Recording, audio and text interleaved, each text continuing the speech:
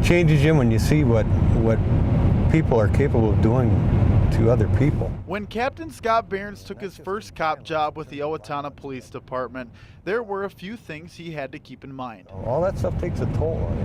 It makes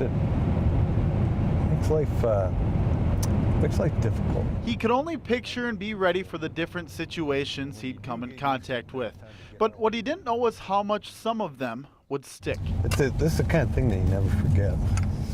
Being right down in that ditch.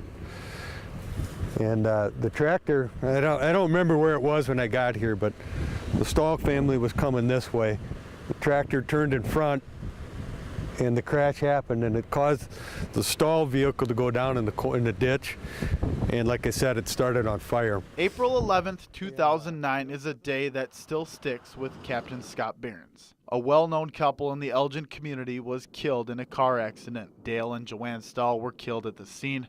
Their granddaughter, Jessica, died at the hospital. You know, as a cop, you understand that people die, and you can't control people's behavior.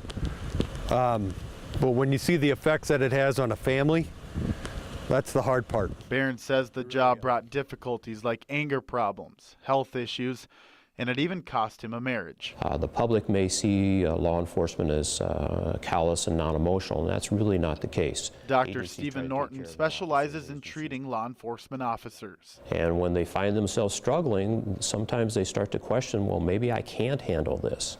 And unfortunately, that can lead to some denial then. He says officers have to want the help. And if they do, Dr. Norton says the first step is to talk about what's stressing them out. They may have this idea, well, this is going to be permanent. This is going to be something I have to deal with forever. And that tends not to be the case. If an officer is having a psychological reaction to a bad incident, that often is a normal reaction to something that's very heavy and very traumatic. Behrens, who is now in the investigations unit with the Olmsted County Sheriff's Office, says he should have gotten help sooner. When I started this job, I didn't realize how much of it I'd take home with me.